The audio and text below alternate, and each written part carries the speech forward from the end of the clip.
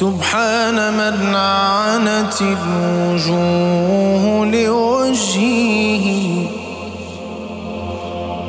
وله سجود أو جهد وجباه.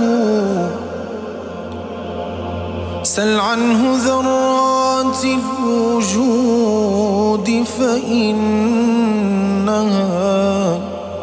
تدعوه معبودا لها رباه.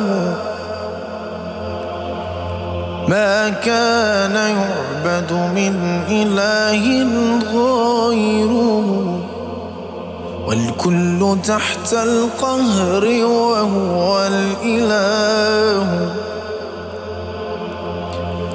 أبدى بمحكم صنعه من نطفة بشرا سويا جل من سواه. وبنى السماوات العلى والعرش والكرسي ثم على الجميع علاه.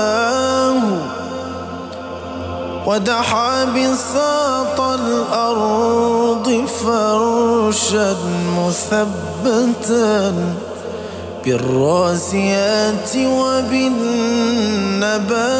حلا.